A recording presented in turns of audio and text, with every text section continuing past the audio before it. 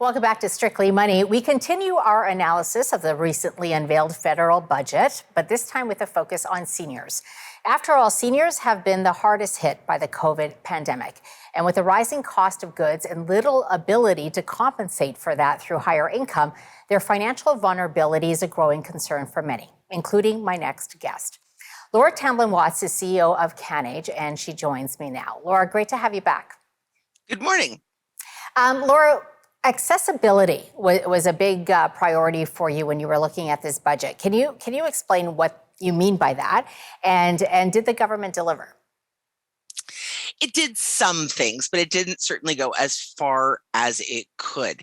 One of the big pieces that people were looking for is support to age in place. We've certainly been talking about long-term care and the many challenges that we've had over COVID-19, but they are, of course, exacerbated for more than what happened prior, which is, of course, overcrowding and long wait lists. So people are looking for some help from government, and they got some.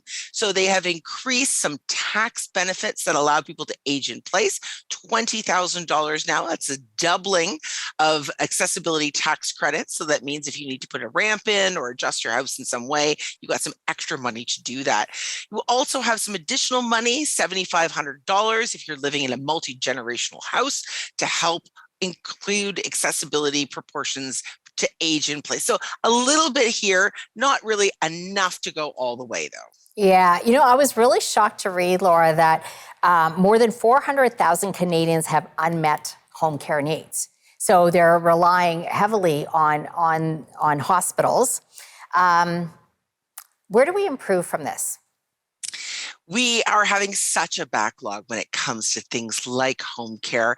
Right now in Ontario alone, about 6,000 people don't just have unmet needs, they can't get into home care at all. And what this means is being downloaded onto families, or you end up in some type of crisis situation. This is not what we want.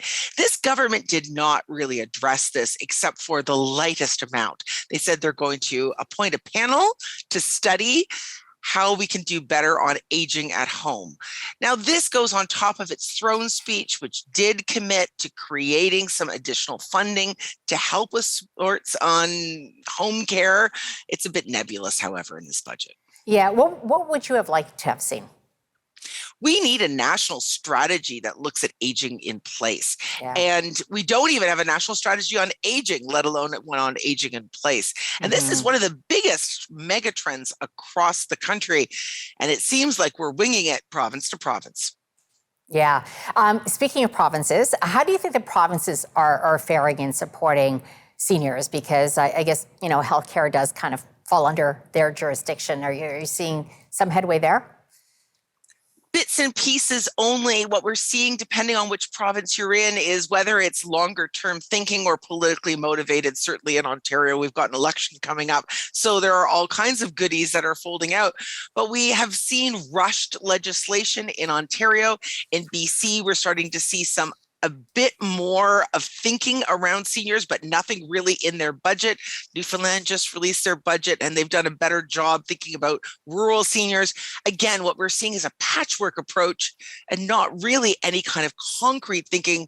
And we need the federal government for leadership on that. Yeah. Nova Scotia, I thought I saw something on their budget that recently that seemed to have targeted supporting seniors.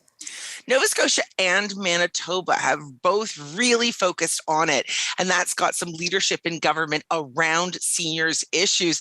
We have Barbara Adams, who used to work with seniors and is a physiotherapist, and she's now the Minister for Seniors and Long-Term Care. Unsurprisingly, we're starting to see some really good things out of Nova Scotia as her thinking is being embedded. What Manitoba just did is really interesting as well. They're starting to think about how personal care homes are connecting to the community. And actually, a real surprise, just last week, Alberta created brand new legislation, and its legislation is going to actually have one piece of governance that does everything from home care to long-term care. And that is revolutionary, because right now we often have 3 to 6 pieces of legislation. It's a real mishmash. So Alberta is streamlining it with its legislation, and that's really good news. Oh, that's great.